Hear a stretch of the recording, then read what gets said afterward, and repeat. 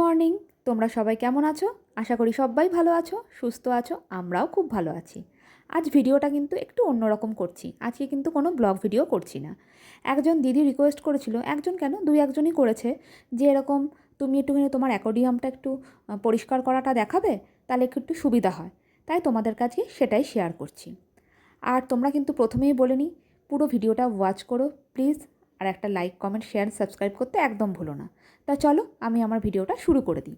তাহলে চলো কিভাবে এটাকে পরিষ্কার করি তোমাদের সাথে সেটা শেয়ার করি। এই দেখো, ওর গা থেকে সব গয়নাগাটিগুলো খুলে নিলাম। আবার যখন গয়নাগাটি পরাবো তোমাদের দেখাচ্ছি। প্রথমে আমি একটা গামলা নিয়ে নিই, ছোটো মতন একটা গামলা নিয়ে গাছগুলো বার করে নিই। ভেতরে ভেতরে তোমরা যে যে যেমনভাবে সাজাতে চাও তেমনভাবে তোমরা সাজাতে পারো। আমি খুব সামান্য জিনিসপত্র রেখেছি, যেহেতু পরিষ্কার করাটা একটা সমস্যা, সেই জন্য।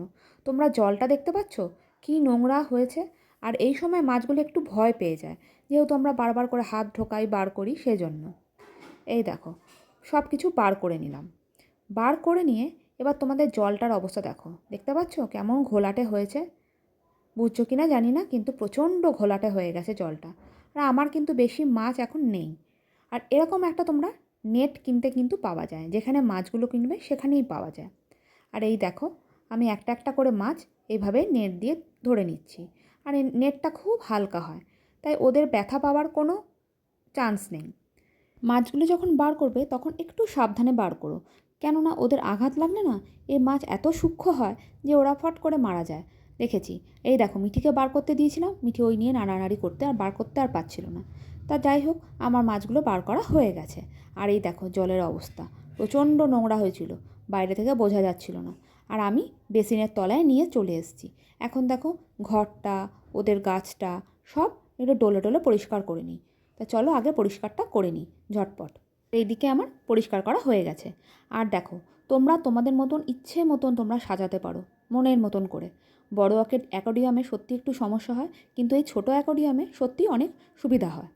আমি কিন্তু অক্সিজেন দিয়ে কারেন্ট ভেতরে লাগাতে পারি, কিন্তু লাগাই না, কখন থাকি না থাকি সেজন্য অসুবিধা হয়।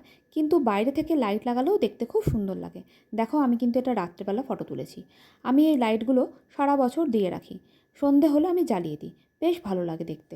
দেখেছো, এমনি করে জ্বালিয়ে রাখলে তোমাদের আর ভয় থাকবে না কোথাও গেলে। তখন লাইটটা অফ করে দিকে চলে গেলেও কোনো অসুবিধা নেই। তা যাই হোক, তোমাদের কেমন লাগলো ভিডিওটা অবশ্যই কিন্তু কমেন্ট করে জানিও। ভালো লাগলে একটা লাইক, কমেন্ট, শেয়ার আর সাবস্ক্রাইব করতে একদম ভুলো না। তাহলে এখনকার জন্য এখানেই শেষ করলাম।